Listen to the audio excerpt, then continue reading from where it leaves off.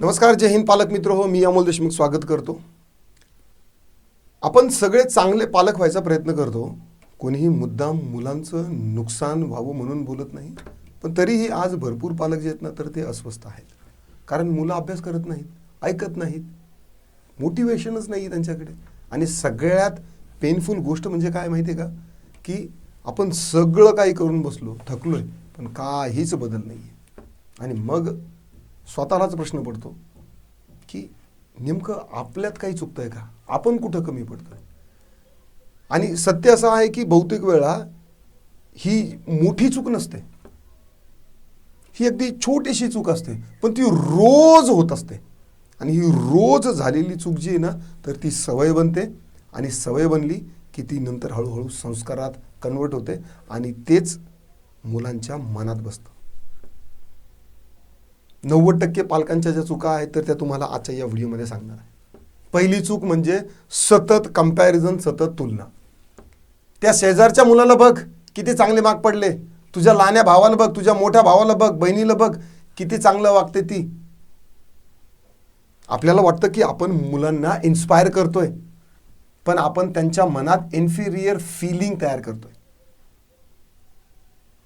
तुलना ही कधी ना मोटिवेट करू शकत नाही. तुलनेमुळं मुलं जे आहेत ना, तर ते इन्फिरियर होतात.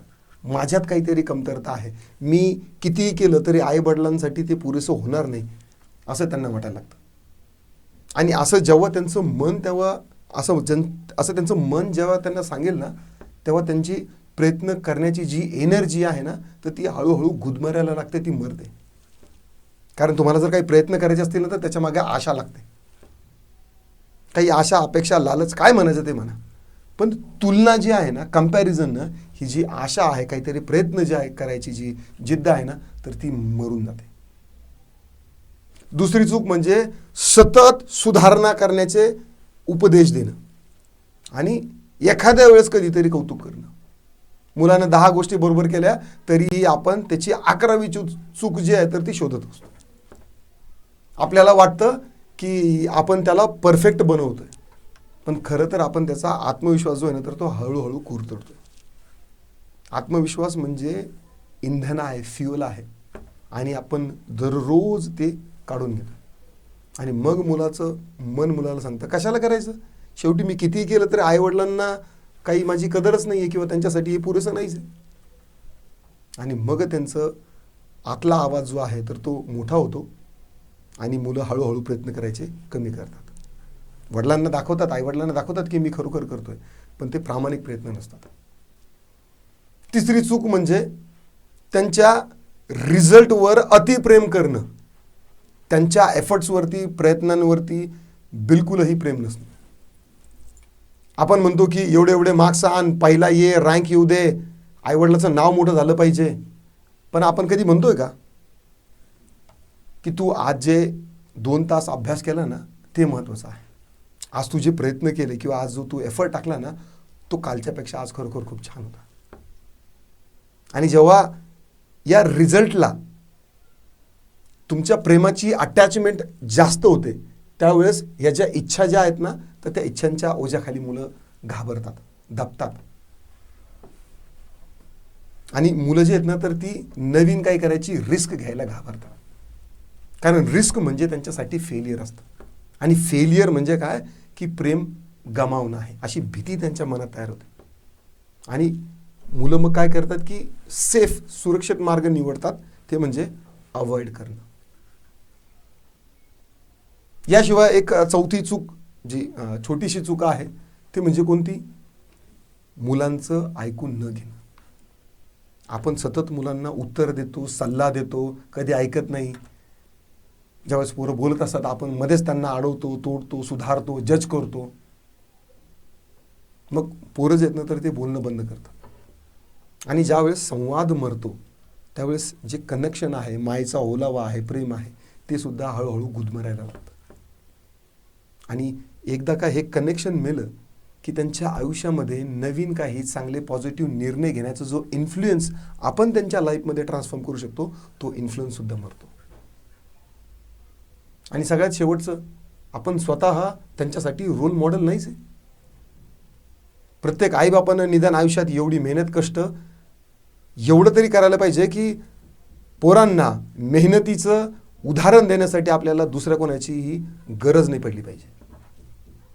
आपला संघर्ष, आपली मेहनत, आपली देवावरची श्रद्धा म्हणा, हे सगळं पाहून त्यालासुद्धा वाटलं पाहिजे की आपले आईबाप आपल्यासाठी रोल मॉडेल आहे. पण आपण काय करतो? आपण म्हणतो चल वाच, हां घे पुस्तक आणि वाच. पण आपण कधी वाचतो का? आपण म्हणतो की बाबा फोन कमी वापर, आपण कंटिन्यू फोनवर आहे.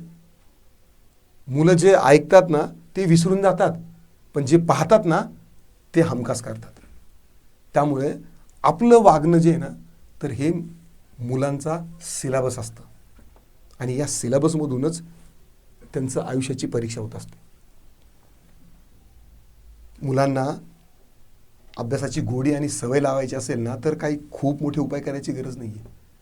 छोटे छोटे उपाय, सोल्युशन जे आहेत ना, तर ते असले तरी होऊन जातं. फक्त तुमचे आतून प्रामाणिक प्रयत्न असायला पाहिजे. सगळ्यात अगोदर तुलना थांबवायची. मुलांना स्वतःशी कॉम्पिटिशन करायला शिकवायचं, इतरांशी नाही. स्वतःची स्पर्धा स्वतःसोबतच आहे, इतरांसोबत नाही. रोज किमान एकदा दोनदा का होईना पण पोरांचं कौतुक करायला पाहिजे. छोटं असो पण खरं असं. रिझल्टपेक्षा त्यांचे जे प्रयत्न आहेत ना, तर ते हायलाईट करायला शिका. ते त्यांच्या डोळ्यात ती चुनक दिसेल तुम्हाला. आपल्या प्रयत्नांची देखील काय केले जाते, दखल घेतल्या जाते. आणि सगळ्यात महत्त्वाचं म्हणजे ना, एक फ्रेंडली कनेक्शन, फ्रेंडली कम्युनिकेशन, संवाद जो आहे ना, तर तो सुरू ठेवा. मुलांचं काय मन आहे म्हणण्यापेक्षा त्यांचं मन काय म्हणतं ते ऐकायला सुरुवात करा. उत्तरं देणं कमी करा आणि स्वतः उदाहरण बना. पालक म्हणून परफेक्ट असणं गरजेचं नाही आहे. पालक म्हणून प्रत्येक वेळेस मुलांसाठी प्रेझेंट असणं गरजेचं आहे. मुलांसाठी उपलब्ध असणं गरजेचं आहे. मुलांसाठी सुरक्षित असणं हे देखील गरजेचं आहे. मुलं ऐकत नाहीत कारण ती हट्टी नाहीत, ते ऐकत नाहीत कारण त्यांचं कुणीही ऐकून घेत नाही.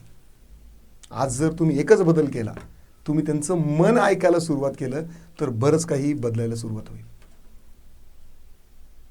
आजच्या या व्हिडिओनं तुमचं मन जर दुखावलं असेल तर माफ करा, पण जर या व्हिडिओमुळे तुम्ही जर विचार करायला लागला असाल थोडाफार का होईना, तर हा व्हिडिओ जो आहे तुमच्यासाठी योग्य आहे.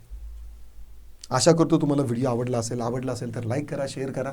कमेंटमध्ये तुमचे काही दिक्कत, डाऊट, क्वेरी, परेशानी असतील तर नोंदवू शकता. आता पुरतं एवढंच. पुन्हा भेटूया. राम राम.